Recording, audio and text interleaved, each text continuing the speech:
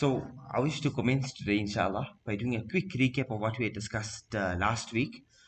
And inshallah, we'll continue from that point, inshallah.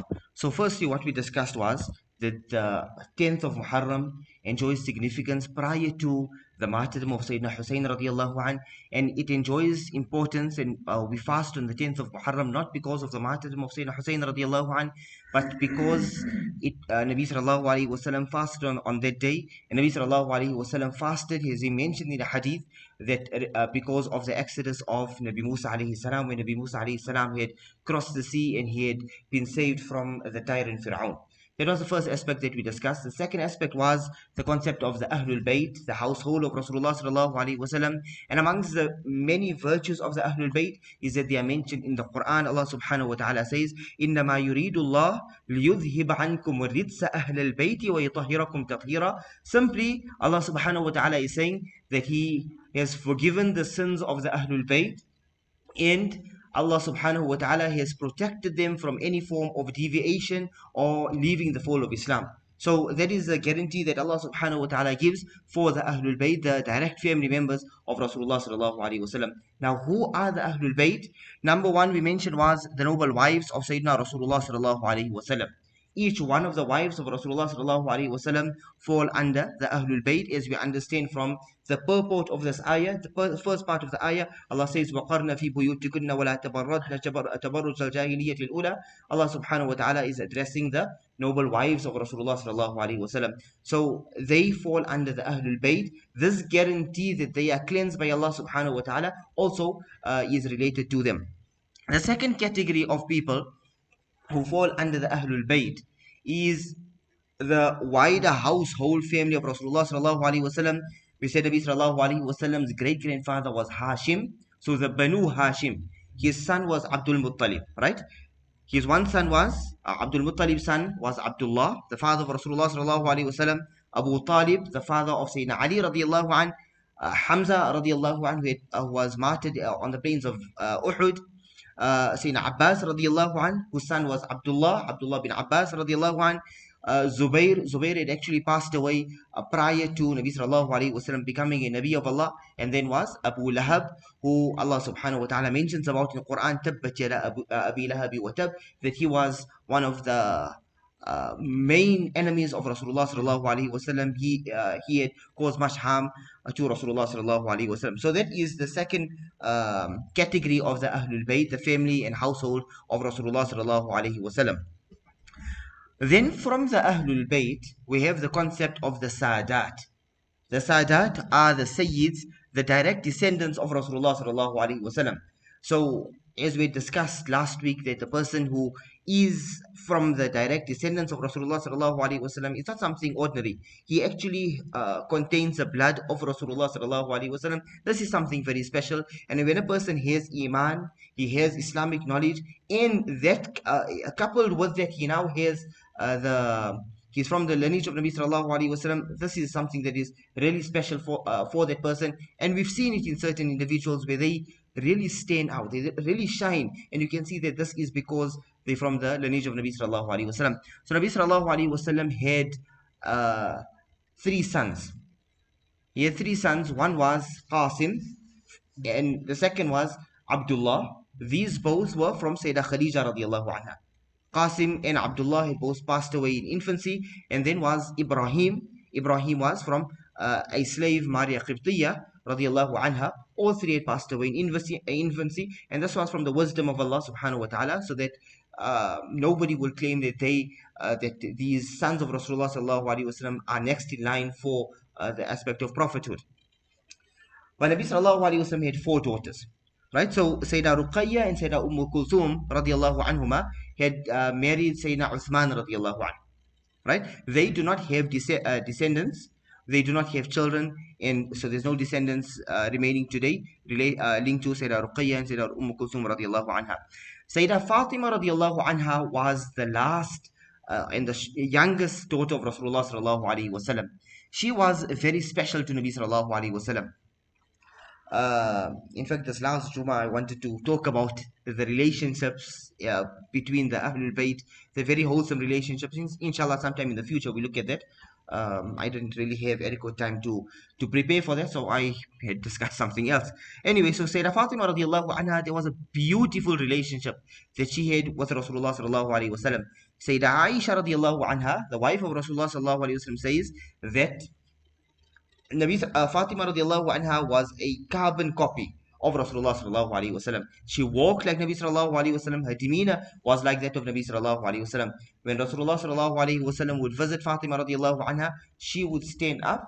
She would approach Nabi sallallahu alaihi wasallam, make salam with him, kiss him on his hand, and then usher Nabi sallallahu alaihi wasallam to a place of seating right next to hers in a comfortable, the most honorable place in her home.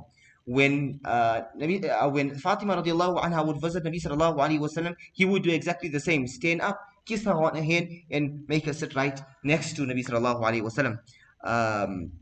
On one occasion, Nabi sallallahu alaihi wasallam, Fatima radiallahu anha is seated next to Nabi sallallahu alaihi wasallam, and Nabi sallallahu alaihi wasallam whispers something to her. She begins to tear. She begins to tear, and thereafter he whispers something else to her, and she begins to laugh. Aisha radiallahu anha immediately seizes this opportunity. Oh Fatima, what did Nabi sallallahu alaihi wasallam tell you? She says there was a reason why Nabi sallallahu alaihi wasallam said it secretly. I'm not going to divulge this. It was a communication between father and daughter. There's a reason why he did not mention it to you. Later, after Nabi sallallahu alaihi wasallam passed away, Sayyidah Aisha radiallahu anha again asked Fatima radiallahu anha, and then she explained that what actually happened at that time was Nabi sallallahu alaihi wasallam told me that every Ramadan, Jibreel alayhi salam does a revision of Quran with me once. This last Ramadan he did it twice, which is an indication that my time to leave this world is very close. So that made me emotional, and I began to tear. Then Nabi sallallahu alaihi wasallam told me that, oh Fatima, you're going to be the first to meet me. 4 to 6 months after that, Sayyidah Fatima radiallahu anha passed away, and so that's what made her very joyous, made her happy that she's going to be meeting Rasulullah sallallahu alaihi wasallam. Nabi sallallahu alaihi wasallam mentioned regarding Fatima radiallahu anha, Sayyidatu Nisa'i Ahli Jannah, that she's the leader of the women of Jannah. So she is the queen of Jannah. Now, what's important is Nabi sallallahu alaihi wasallam. I don't want to lengthen this discussion much, right? There's just so much to talk about Rasulullah sallallahu alaihi wasallam, Fatima radiallahu anha. But what's unique here, Nabi sallallahu alaihi wasallam didn't say you are the leader of the women in this world of Jannah. So in this world you live an ordinary life. In Jannah, that's where you will be special. In this world you live like everybody else. In fact, when slaves were being distributed, Fatima radiallahu anha asked Nabi sallallahu alaihi wasallam for slaves. Nabi sallallahu alaihi wasallam did not give her. Nabi sallallahu alaihi wasallam actually, the slaves were being distributed. Fatima radiallahu anha goes to the home of Rasulullah sallallahu alaihi wasallam. Nabi sallallahu alaihi wasallam is not at home. She mentions her dilemma to Aisha radiallahu anha, that her hands are becoming rough with the manual work that she's involved in. She had to grind the grain and to make the bread. So Nabi sallallahu alaihi wasallam later comes to the home of Fatima radiallahu anha. She's seated on her seating on her bed with Ali radiallahu anh. Fatima radiallahu Nabi sallallahu alaihi wasallam sits between the two of them, and then he advises that recite Subhanallah 33 times, Alhamdulillah 33 times, Allahu Akbar 34 times after every salah. So he did not give a slave, but he gave her a wazifa, which will grant her that place in Jannah. So that was, I think that is how when a person wants his daughter to be the princess that we talk about, this is the way. Make a sacrifice in this world, she'll be the princess in Akhirah. So anyway, so that was Fatima radiallahu anha. She was very special. Her two sons was Hassan and Husayn radiallahu anhuma. Regarding Hassan and Husayn, there's so many ahadith. Amongst the ahadith is a hadith where Nabi sallallahu alaihi wasallam said, Sayyida Shababi Ahli Jannah, that the two of them will be the leaders of the youth of Jannah. They will be the leaders of the youth of Jannah. So that is Hassan and Husayn radiallahu anhuma. There's so many ahadith where Nabi sallallahu alaihi wasallam was on the mimbar and he embraced them, or Nabi sallallahu alaihi wasallam entered into the masjid while carrying them on his shoulders, one on the one shoulder and other on the other shoulder, and he entered into the masjid and led the noble Sahaba radiallahu anhum. Then there was another, okay, this is Fatima radiallahu anha, there was another grandchild of Rasulullah sallallahu alaihi wasallam, and this was the daughter of Sayyida Zainab radiallahu anha, Sayyida Umama radiallahu anha. So Umama bint Abil As, right? Or Sayyida Umama bint Zainab radiallahu anhuma. Sayyida Zainab radiallahu anha had this child from Abu al-As bin Rabi', who was not yet a Muslim at that time. So she had actually got married before the prophethood of Rasulullah sallallahu alaihi wasallam. At first, he did not embrace Islam. Later, he embraced Islam. Sayyidah Zainab radiyallahu anha was, while she was trying to migrate to Al-Madinah Munawwara, she was scared. Their child was lost. And even shortly after that, she had actually passed away. So she passed away. Uh, Umama's radiallahu anha's father also passed away. Then she was with Rasulullah sallallahu alaihi wasallam. She spent much time with Nabi sallallahu alaihi wasallam. In fact, just as there are ahadith of Nabi sallallahu alaihi wasallam carrying Hassan and Husayn radiallahu anhuma, there are hadith that narrate how Rasulullah sallallahu alaihi wasallam entered into the masjid carrying Sayyidah Umama radiallahu anha. There's one beautiful narration where Nabi sallallahu alaihi wasallam received a necklace made of a very valuable stone, and he said, "I'm going to give this to somebody I really love. Ahabbu nas ilayya, the most beloved to me." So all the wives of Nabi sallallahu alaihi wasallam were there. So it also was a bit of a tense moment. Who's going to be this most beloved? Nabi sallallahu alaihi wasallam calls for Sayyidah Umama radiyallahu anha, his young daughter, granddaughter, who's playing around, and he gives us the story to Umama radiallahu anha. So that was how special Sayyidina Umama radiallahu anha was. Now, who did she get married to? She got married to Sayyiduna Ali radiallahu anha.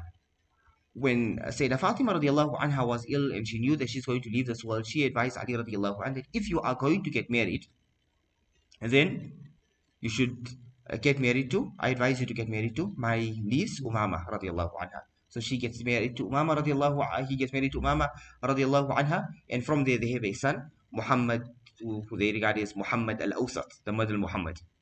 So so that was the children of or the progeny of Rasulullah sallallahu alaihi wasallam. Just something interesting is Sayyidina Ali radiallahu anhu was interested in getting married to the daughter of Abu Jahl, was a Muslimah, right? And at the same time, when she was married to Fatima radiallahu anha, Rasulullah sallallahu alaihi wasallam said, "No way. The Nabi of Allah's daughter and Adu Allah's daughter, the enemy of Allah's daughter, can't be in the same marriage together. So yes, you can get married to a second wife, but not Abu Jahl's daughter." Anyway, so that was the lineage of, or the progeny of Rasulullah sallallahu alaihi wasallam. Then we spoke about the noble Sahaba radiallahu anhum, that whilst we have love for the Ahlul Bayt, we don't ever compromise our love and our reverence for the noble Sahaba radiallahu anhum. When Nabi sallallahu alaihi wasallam said, Allah fi ashabi, that fear Allah regarding my companions. فَمَنْ أَحَبَّهُمْ فَبِحُبِّي أَحَبَّهُمْ وَمَنْ أَبْغَضَهُمْ فَبِبُغْضِي أَبْغَضَهُمْ. Those who love them because of my love for me. Those who hate them is because of the hatred for me. وَمَنْ آذَاهُمْ فَقَدْ آذَانِي. Those who harm them are harming me. وَمَنْ آذَانِي فَقَدْ آذَى اللَّهِ. And that person who harms me is trying to harm Allah. وَمَنْ آذَى اللَّهِ فَيُوشِكُ وَيَأْخُذَهُ. And that person who tries to harm Allah is going to be taken to task very soon. So another hadith, Nabi sallallahu alaihi wasallam said that if you are in a conversation with somebody who is who's talking ill about the Sahaba, فَقُولُوا لَعْنَةُ اللَّهِ عَلَى شَرِّكُمْ. Then take such a stance and say, may the curse of Allah be upon your evil. So we don't compromise in terms of when it comes to a person who speaks ill of the noble Sahaba radiallahu anhum. Okay, so that is what we had spoken about, right? Before we go any further, two important conversations and two important aspects need to take place. Number one is, what was the status of the Sahaba radiallahu anhu? Did they commit any sins, including the Ahlul Bayt, the household of Rasulullah sallallahu alaihi wasallam? The Aqidah, the belief of the Ahlul Sunnah wal Jama'ah, is that the Sahaba were mahfuz but not ma'soom. They were mahfuz but not ma'soom. What is ma'soom? Isma is for the Anbiya. A Nabi of Allah did not commit any sins. No Nabi of Allah committed a sin. Right? Perhaps certain misjudgments took place, or certain on the day of Qiyamah, certain Anbiya will believe that they committed sins, but it was not actually sins. So no Nabi of Allah committed a sin. Sahaba could have committed sins. They're not ma'soom. They could have made mistakes, but they generally mahfuz, protected from Allah, by Allah subhanahu wa ta'ala. The greater, or the lowest Sahabi, our belief is that the lowest Sahabi, his status is far greater than the most pious person ever, besides the Anbiya. So the lowest Sahabi is the highest, is higher than the most pious person that we know, or the most pious of scholars from the Tabi'een and Tabu'ut Tabi'een also. And so they could have they could have had misjudgments, they could have made mistakes, but they were generally protected by Allah subhanahu wa ta'ala. So that is why even when it comes to their mistakes, there's absolutely no benefit in us speaking ill about them, because we think about that hadith, Allah fi ashabi, that fear Allah regarding my companions. The second aspect to note is related to the concept of ijtihad. So when we look at the whole incident of Karbala, we look at the battle of Siffin, we look at the incident of Jamal, all of these incidents, there were two parties of Sahaba. What happens? One would have been right, one would have been wrong. So what's the situation there? We understand that this concept of ijtihad. Ijtihad, they were people who were rightful to actually derive laws from the Quran and Sunnah. So they were rightful people to make judgments at that time. Yes, the hadith of Nabi sallallahu alaihi wasallam explains that when a person, a qadi, makes a judgment, who is knowledgeable, who is rightful to make their judgment, if he's right, he gets 2 rewards. If he's incorrect, he gets 1 reward. So that is our belief regarding the Sahaba. Yes, there were perhaps mistakes that were made, and yes, ulama, we'll go into some incidents inshallah, perhaps. The ulama have actually written, like ulama such as Ibn Kathir rahimahullah, people who of substance, people who have great knowledge, they actually had taken certain views that in this instance Muawiyah radiallahu anhu was right, or Sayyidina Ali radiallahu anhu was better in the situation, but both of them made ijtihad. So we don't say they were wrong, or they were sinful, or they were oppressors, or they were off the track. No, their judgment was based on the understanding what they learned from Rasulullah sallallahu alaihi wasallam. And the third aspect, before we go into anything else, is when it comes to narrating of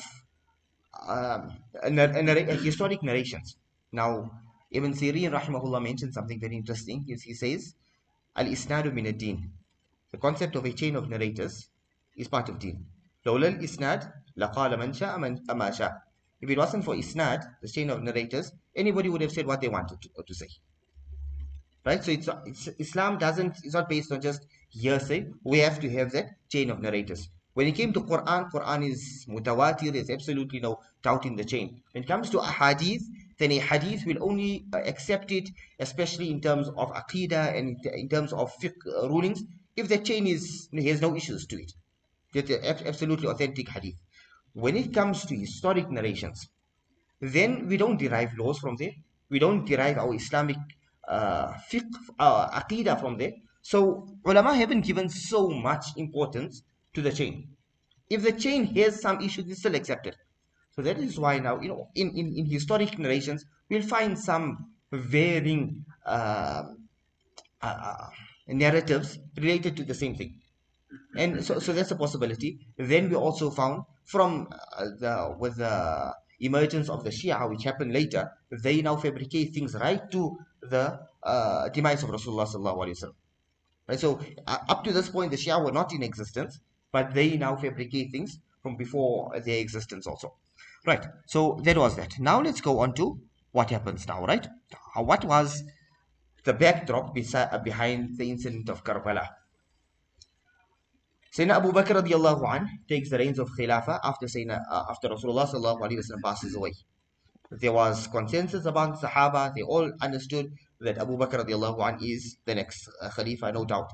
Abu Bakr radiallahu anh, before he leaves this world, he appoints Sayyidina Umar radiallahu anh. Sayyidina Umar radiallahu anh leads with justice until finally one morning at Fajr Salah, he is stabbed, and he understands that he's about to leave this world. He appoints a 6-man committee, and he says, within the next 3 days after I pass away, you need to appoint the next Khalifa, and they appoint Sayyidina Uthman radiallahu anh. Right. Sayyidina Uthman radiallahu anh, now a very soft temperament individual, a very loving person, a very extremely generous. Sayyidina Uthman radiallahu anh is leading. And now there is now a rebellion that commences during the latter part of Uthman radiallahu anh's Khilafah. What is this rebellion? There are people from the areas of Egypt who were unhappy, and there were people of the areas of Kufa who were unhappy. They were unhappy with certain smaller issues. They were unhappy with the with the governors. They brought this up with Uthman radiallahu anh. Eventually, what they do is a large army or large group of people leave Egypt, and as they continuing, they getting support from others, because now they talking to others that our governor is like this, and our governor is not distributing wealth equally, and we are still in poverty, and whilst others are wealthy, and any person whose focus is on wealth, he will resonate with us now. So they gaining support, gaining support. The people of Kufa join, and now there's about 10,000 people who approach Uthman radiallahu anh. Right? So they approach Uthman radiallahu anh. He appoints Ali radiallahu anh to go into conversation with him. Whatever they wanted, he agreed. Even though at times they were unjustly and incorrectly demanding. So, like, one of the biggest things was that they wanted equal or a better distribution of wealth. What did that mean? We want more. So Ali radiallahu anh said, okay, that for you. Conversations were finished. And now, suddenly they about to leave. The next morning, and they see a horseman running. This horseman is running. They say this is a suspicious horseman. They stop him. Stop him, what do you have? He says, I am a messenger from Uthman to the governor of Egypt. And what's the letter? That, oh governor, when these people come, you kill them, you imprison them, you do whatever you want to do to them, torture them, and like get rid of them. Now, there's a few opinions. None of our Sunni Ahlul Sunnah wal Jama'ah, ulama of the Ahlul Sunnah wal Jama'ah, believe that it was written by Uthman radiallahu anh. There's a view that it was by Marwan bin Hakam, but that also is we wouldn't accept that also, because Marwan bin Hakam, an interesting thing is he comes in the Umayyad dynasty. He's one of the Khalifas one of the Sultans, at least for about 2 years. He was a child, about 6-7 years old, when Fathu Makkah took place. So he was a child of a child Sahabi, at least. Obviously, he didn't narrate anything from Nabi sallallahu alaihi wasallam. In fact, Imam Bukhari also narrates a hadith that has Marwan in the chain. So I mean, if Imam Bukhari makes tasheeh of him, or makes regarding as thiqa, he was a special person. So anyway, so there's one view that he was the treasurer, or the katib, the writer, and like the secretary of Uthman radiallahu anh. So he perhaps wrote this letter just to kill this rebellion, and it's not from Uthman radiallahu anh. But that's all. It's difficult to believe that.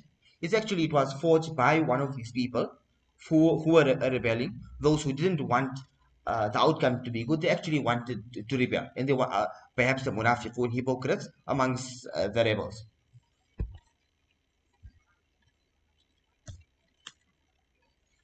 So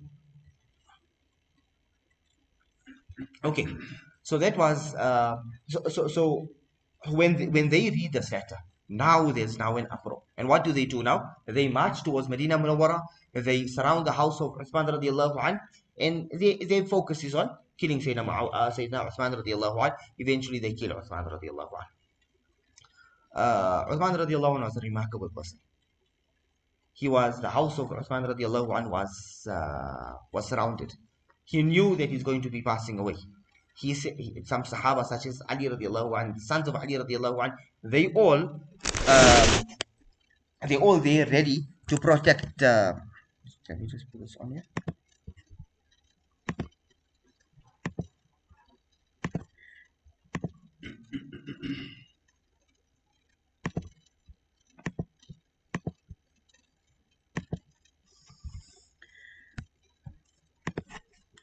They all ready to protect Uthman radiallahu anh, but Uthman radiallahu anh says that no, I will never accept that for my sake a sword is thrown for another Muslim. They even actually ask that, oh Amirul Mu'mineen, they leading the salah, should we perform salah behind them? He says yes, the Muslims perform salah behind them. So that was remarkable. But so this was the birth of the Khawarij. Birth of the Khawarij. Khawarij we later see in the time of Ali radiallahu anh. Perhaps we'll look at that perhaps tonight or another night, inshallah. Now what happens now? Ali radiallahu anh takes over after Uthman radiallahu anh is martyred. Uthman radiallahu anh was reciting Quran and his blood spills onto the ayah of Quran, فَسَيَكْفِيكَهُمُ اللَّهُ, that Allah will be sufficient for you in terms of these people. Amazing how Allah subhanahu wa ta'ala had played out this entire situation for us to benefit from. Anyway, so now Ali radiallahu anh takes over. As Ali radiallahu anh takes over, there's now a concern in Al-Madinah al-Munawwara that these rebels are still around us. These rebels haven't left for Kufa and for Egypt, and some were around from the region as well. They're still in Al-Madinah al-Munawwara. We may not, we may never be able to figure out who were the actual killers, because they came out of the house of Uthman radiallahu anh and they were into the crowd. Nobody knew who actually killed Uthman radiallahu anh. So we can't take them to task. But actually the rebels, if we don't execute them or actually at least expel them, do something to them. Ali radiallahu anh says, listen, I want to understand the office first. I can't do anything immediately. So they say, okay, we'll give you time. 1 week passes, 2 weeks passes, 2 months pass by, and they keep on coming. Talha radiallahu anh, Zubayr radiallahu anh, oh Amirul Mu'mineen, we need to do something. People are becoming agitated. We need to sort these rebels out. We don't want this situation to continue, that continuously we have killings happening here. So, eventually, Sayyidina Zubayr radiallahu anh and Talha radiallahu anhuma, they now getting tired. And there's pressure on them now. So what do? They now go to Makkah Mukarramah. They go to Makkah Mukarramah where Sayyidina Aisha radiallahu anha was. Because she had performed Hajj. Uthman radiallahu anh passed away. I think the advice was, the advice to the wives of Nabi sallallahu alaihi wasallam, you just stay in Makkah. Things are not settled in Medina. You just relax in Makkah. So they come to Makkah. They come to discuss with Aisha radiallahu anha. That, oh, Mu'mineen, what do you have to say about this? Aisha radiallahu anha is in support. Yes, we need to take them to task. Ali radiallahu anha is delaying here in this situation. So what do? They now march from there with a large group of people and they move towards Basra. Now, on the way, they reach Basra, and now Ali radiallahu anha realizes that this is now something of concern. So what does he do? Sayyidina Ali radiallahu anhu, now he goes with his group of people and they now also meet them in Basra. There they go into some conversations. Talha and Zubayr radiallahu anhum are talking to Ali radiallahu anhu that this is our concern. We are now here to show you that, listen, this is a big concern. See the amount of people who are supporting. These are the people that are concerned. It wasn't just us. We were talking on behalf of a large group of people. So do you understand the magnanimity of this issue here? That how we need to sort them out. And you're delaying too long. A few months, now it's already 4 months later, and we just won't be able to sort out the issue, and we'll just find more and more issues. So they come to amicable agreement. We don't have exact details to what was the agreement, but they come to an agreement. So perhaps Ali radiallahu anhu is conscientized on the importance of this issue at that point, and they go to rest in their old camps that night. Some of the rebels within the camps there, they not happy with us. The hypocrites, those who wish to create problems, 1,000 of them, the narrations explain, going to the camp of Ali radiallahu anh, 1,000 going to the camp of Aisha radiallahu anha with Zubayr and Talha radiallahu anhum. And what do? They start attacking one another. So now it seems like both camps are attacking one another. And there's just chaos and there's just confusion there. Narrations explain that Zubayr radiallahu anh is running around. Talha radiallahu anh is running around there, trying to understand what's happening and trying to stop their people. They just stop this. There's no need for this war. There's no need for any altercations. We had our discussions yesterday. Everything is fine. But they cause this. Narrations explain that up to about 20,000, about 10 to 20,000 Sahaba were made shaheed in that situation. Sayyid passed away. Even Talha and Zubayr radiallahu anhuma also become shaheed. So that was the battle of Jamal. Why is it called Jamal? Because Sayyidina Aisha radiallahu anha was on her camel, and as long as she was on her camel, the followers of Aisha radiallahu anha, they understood that she's up there. That means continue. until some Sahaba had to actually cut the legs of the camel of Aisha radiallahu anha until it fell down, so that now they understood that she's no longer instructing from the top. So so that was the Battle of Jamal. There's many more discussions that we can have related to that. Our focus is Karbala, which is a very far distance when we're taking very long to reach our destination. But okay, then now Jamal takes place. Now Ali radiallahu anh is facing another issue. What's the next issue? Battle of Siffin. Battle of Siffin.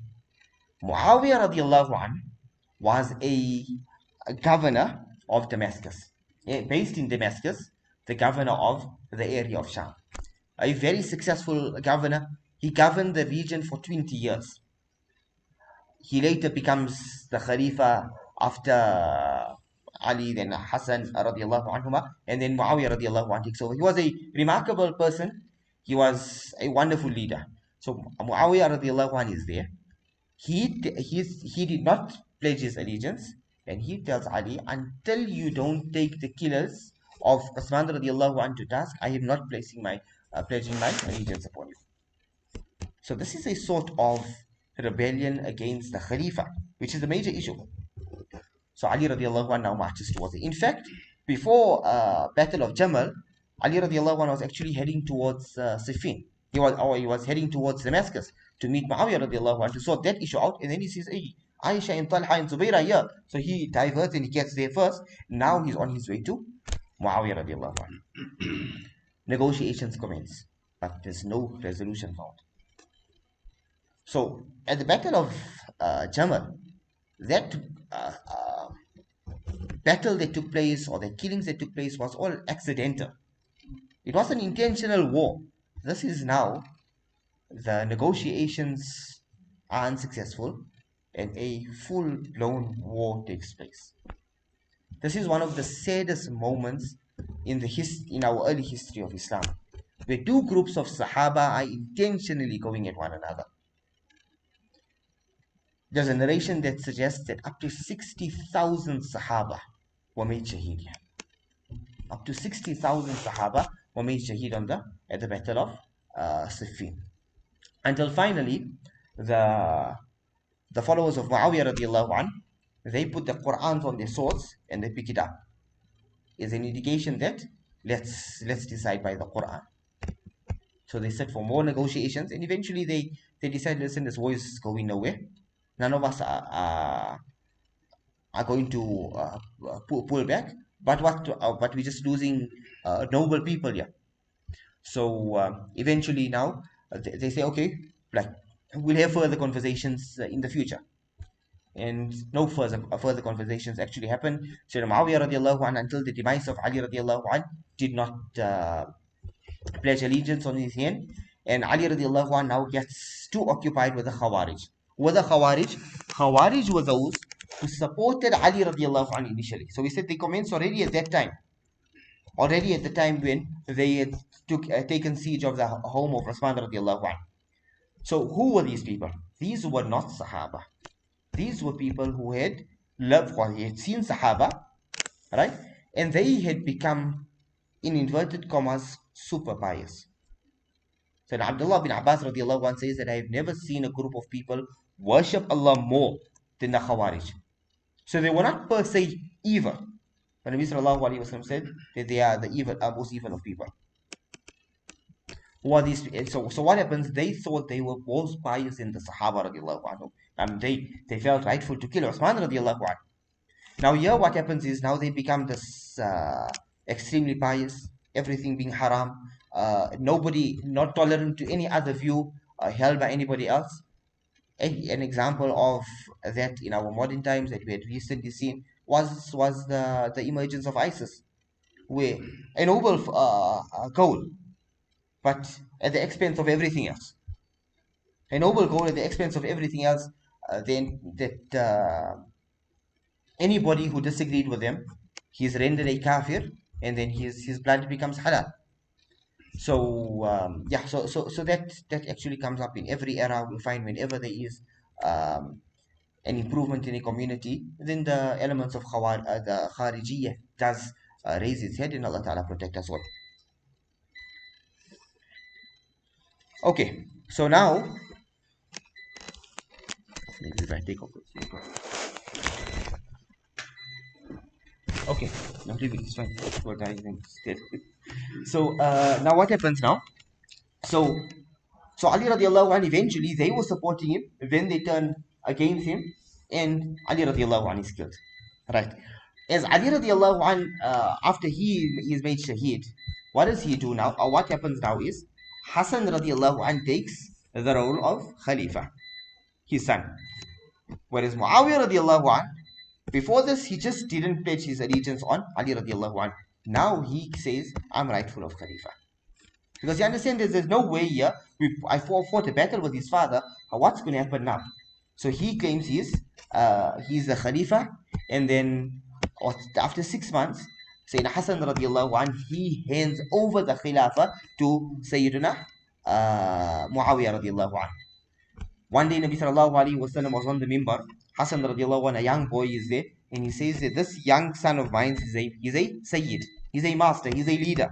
He's got leadership qualities in him that hopefully he will reconcile by means of him 2 groups of the Muslims. The 2 groups, major groups of the Muslims, will reconcile by means of this young boy, Hassan radiallahu anh. So it was an amazing action of his, and this was a real maturity and emotional intelligence, that this man did not accept my father. This man was ready to kill, his army was ready to kill my father. But he hands over the Khilafah to Sayyidina Muawiyah radiallahu anhu, understanding that he is from the Sahaba radiallahu anhum. So he hands over the Khilafah to Sayyidina Muawiyah radiallahu anhu. Now this commences the Umayyad dynasty. Muawiyah radiallahu anhu leads with justice. He's a remarkable leader, and he basically sets the foundation of the Umayyad dynasty, which then Islam spreads during the Umayyad dynasty. From areas of it goes right into Pakistan, into the Indo-Pak subcontinent. It goes into North Africa and right into Spain, where Islam during our the progress that we see in Spain was during the Umayyad dynasty. Right. So he was a remarkable person. Now when he's about to leave this world, he has a he finds himself in a situation. What do I do? Are we going to go back to the system of the Khulafa Rashidin, where certain people will choose it's not my son, but it's whoever's the most noble? Yeah, that will bring about a lot of conflict, because even though everybody is settled at the moment, there's still some conflict and there's still some tensions, that I'm a supporter of Muawiyah and I'm a supporter of Ali, and all of their discussions are still there. So what do I do now? So Muawiyah radiallahu anh, now he discusses with certain Sahaba and eventually appoints his son Yazid to be the next Khalifa. Amongst those who he discusses with is Sayyiduna Husayn radiallahu anh, Sayyiduna Abdullah bin Zubayr. Both of them are dead against it. You cannot appoint your son. Don't start this monarchy system from so early. But Muawiyah radiallahu anh discusses with other Sahaba, and he says that Yazid may not be the most rightful. There may be people more rightful, but in my situation, or the current situation, he is the best suited for that position, so that calm can still continue. Right. So who was Yazid? An alcoholic, a womanizer, an evil leader. That's the one version. Obviously, there's a version that the Shia would love, that he was a terrible person. Right? The second version is that he was a wonderful person. He's the son of a Sahabi. He spent time with Sahaba. He actually narrated a hadith as well. He formally studied. So he's a wonderful person. Musab can tell us about Mufti Radha, his view on that. He inclines more to this here, right? But the general view amongst our ulama is that he was a leader like other leaders. Muawiyah radiallahu anh, we won't criticize him. Perhaps he made mistakes, but it was ijtihad. Yazid is now, we don't look at Muawiyah radiallahu anh or make judgments on Muawiyah radiallahu anh the way we make on Yazid. Yazid was a leader like other leaders. He did some wonderful things. He did some good things. He tried to do good things also. and he made mistakes. We look at some mistakes where he doesn't really take the killers of Husayn radiallahu anhu to task. That's one of his biggest crimes that is mentioned by our ulama. Okay, so Yazid takes over, right? Before his father Muawiyah radiallahu anhu passes away, he advises him that do this here. There will be people who will not accept your khilafah. Do not fight them. Do not show aggression towards them. Talk to them and convince them and prove to them that you are a rightful leader. So what does he do? First thing he does is he becomes Khalifa. He sends a letter. Okay, this before we go there. So we say Husayn radiallahu anh is one significant person we look at. Abdullah bin Zubayr radiallahu anh, and the other is Abdullah bin Umar. Abdullah bin Umar radiallahu anh, despite his father being the Khalifa, Umar radiallahu anh, he disassociates himself from politics. He becomes apolitical. I'm just involved in knowledge and in worshipping Allah Ta'ala. Right. So what happens now? Yazid sends a letter to Walid bin Utbah. Walid bin Utbah is the governor of Medina Munawwara. He sends a letter to Walid bin Utbah. You go personally visit Husayn and Abdullah bin Zubayr and you tell them that I'm the new Khalifa. My father has appointed me, but I am going to prove myself. I'm not going to be a liability to the Ummah. I'm going to be a positive to the Ummah. So they say, okay, we need some time to think about it. Right? We need some time to think about it. The next morning, they leave. They leave Medina Munawwara and they go to Makkah. As they arrive in Makkah, Husayn radiallahu anh receives letter after letter. So historic narration suggests up thousands of letters he received from the people of Kufa. Now let's remember, the people of Kufa were the people who initially supported Ali radiallahu anh. Later, they were the cause for Ali radiallahu anh's martyrdom. Right? So he's receiving letter after letter after letter. So he's very confused now in that situation. What happens? Sayyiduna Abdullah bin Umar was apolitical. He tells him that, listen, the people of Kufa are evil people. They're filled with evil. You just stay away from them. Don't accept anything from them. Sayyidina Abdullah bin Abbas radiallahu anhu says that, oh, my cousin, if it wasn't against our dignity as Ahlul Bayt, I would have held you on your hair and kept you here in Makkah. I wouldn't allow you to go to Kufa. So just don't go to Kufa. So what does Yazid do? What does Husayn radiallahu anhu do? He sends his cousin Muslim bin Aqil. He says, Muslim, you go to Kufa and just find out, let's check out what's happening. Muslim bin Aqil goes and 12,000 people rally around Muslim bin Aqil. We are ready to support Husayn radiallahu anhu, tell him to come through. Narrations explain that later up to 30,000 people supported Muslim bin Aqil. Right. So he sends a letter now to Makkah Mukarramah. Husayn radiallahu anhu, things look wonderful. You come this way. People are going to support you. Meanwhile, what happens now? Yazid finds out that, okay, Muslim bin Aqil is there. There's a rebellion starting. He is now thinking about Siffin. He's thinking about Jamal. So what is he? He is now getting upset with Nu'man bin Bashir radiallahu anhu. Nu'man bin Bashir was the governor of Kufa. Nu'man bin Bashir wasn't being hard on this rebellion. He didn't sort Muslim bin Aqil out. Obviously, he was taking into consideration sentiments here. And this is the grandson of Nabi sallallahu alaihi wasallam. I saw Nabi sallallahu alaihi wasallam showing love to Husayn radiallahu anhu. Yeah, how can I now stand in this situation? So Nu'man bin Bashir is being a bit passive. He's not being so aggressive in stopping this rebellion. So this is Yazid is not happy with this. Yazid sends a man by the name of Ubaydullah bin Ziyad to Kufa. They tell Nu'man bin Bashir, he's down, you are now in as the new Khalifa. Ubaydullah bin Ziyad is described as a ruthless person, full of tyranny, who wanted to show his muscle. So he wanted to show his strength. That was Ubaydullah bin Ziyad's way. Now this is an issue. What happens now? Ubaydullah bin Ziyad, he enters into Kufa with his face covered. As he enters into Kufa with his face covered, the people all say Ya Sibta Nabi, Ya, oh grandson of Rasulullah sallallahu alayhi wa sallam, Ya Husayn, Ya Husayn. People are rejoicing that Husayn radiallahu anhu has entered. Ubaydullah bin Ziyad understands, okay, there's an issue here. People are ready for Husayn. I need to sort the situation out right now. What does he do? He calls all the ringleaders, all leaders of tribes, and he executes all of them. As he executes all of them, it just sends shock waves of fear throughout Kufa. Shock waves of fear throughout Kufa. And then after he kills them, he sends spies to look for Muslim bin Aqil.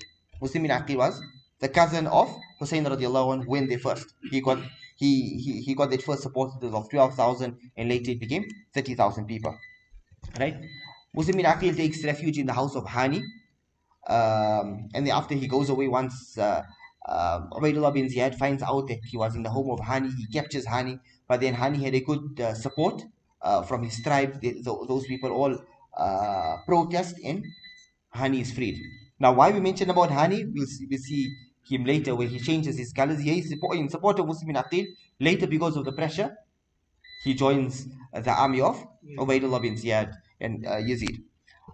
So anyway, so Muslim now gathers support. Muslim bin Aqil, he understands, okay, now I need to get my support. I had that 30,000 people. So what happens now? He goes to look for his 30,000 people, and 4,000 people come. Only 4,000 people come, right? That 4,000 people are now, he marches with them towards the governor's palace, towards Ubaidullah bin Ziyad's palace. And they are there outside the palace. And now it was the morning. By the while they camped outside the palace, Ubaidullah bin Ziyad sends people to infiltrate in that army, to bribe and to threaten. So they obviously bribed with large amounts of wealth, and they had given certain threats to the people who were there. So obviously, like, I know where your father is staying. I'm going to hurt your father. I'm going to hurt your mother. I'm going to hurt your family members if you don't leave this army. By Zohr time, there were 70 people. Later, more so from 4,070 people. Later, more people leave the camp of Muslim bin Aqil, and eventually, Muslim bin Aqil, by that night, he's sitting alone. He's one man alone. He goes to he's looking for some support, and he goes to a house of a lady. He knocks at the door. That lady opens up. She feeds him. She gives him a place to stay for that night. And Muslim bin Aqil is resting. Later that night, this lady's son comes and asks that, "Oh, my mother, who's this man who is resting in our house?" And she explains that he said his name is Muslim bin Aqil. So the son says, "Listen, we've got a problem. If Ubaidullah bin Ziyad is to find out, we're in a problem. And number two, if we are going to hand over Muslim bin Aqil to Ubaidullah bin Ziyad, there's a big reward for that." So he goes to hand over Muslim bin Aqil to Ubaidullah bin Ziyad. Ubaidullah bin Ziyad is taken onto a tower and he's thrown off. He becomes shaheed. Inna lillahi wa inna ilayhi raji'un. Before he goes, he sends a letter to Husayn radiallahu an. Husayn radiallahu an receives the letter. Where does he receive it? About 70 kilometers from the city of Kufa, or 100 kilometers from Baghdad, at a place called Karbala. So he is at Karbala, he receives this letter. At Karbala now, they're in a discussion, what do we do? Before they can do anything else, there's an army of 1,000 people. Here, Husayn radiallahu an was around 145 individuals, not just ordinary individuals, but noblemen. They were from the family, from the household of Rasulullah sallallahu alaihi wasallam. There were even the children, young children of Husayn radiallahu an that were with them, and now they are stopped by a man by the name of Umar bin Sa'ad. Umar bin Sa'ad, he approaches Husayn radiallahu an, that Ubaidullah bin Ziyad has sent us, that you are rebelling, we need to sort you out.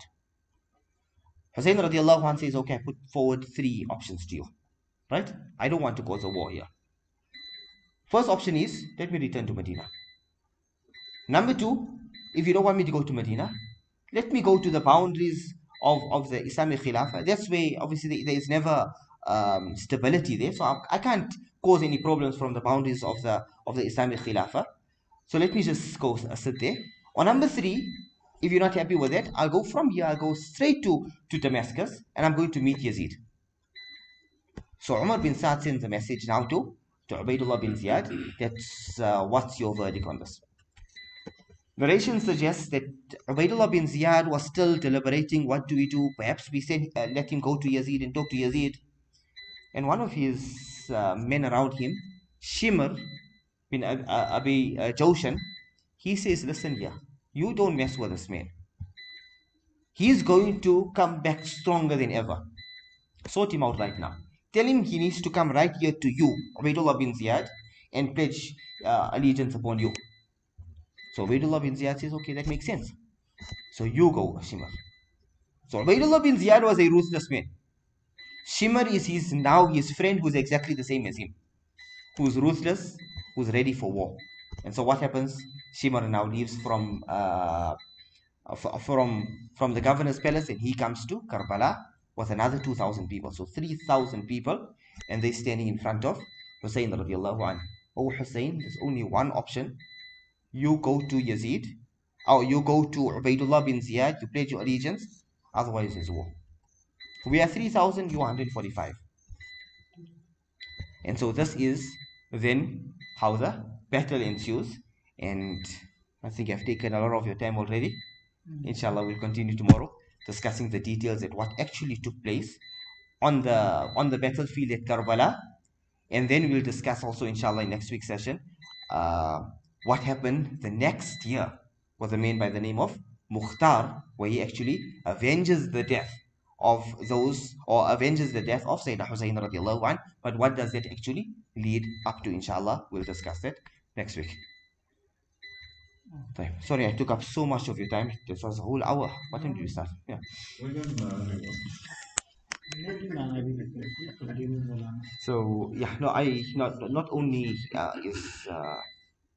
has it taken a lot of time. It's my content has also come to an end. I have to read up more, inshallah. for next week, inshallah. Yeah. And is any comments on this?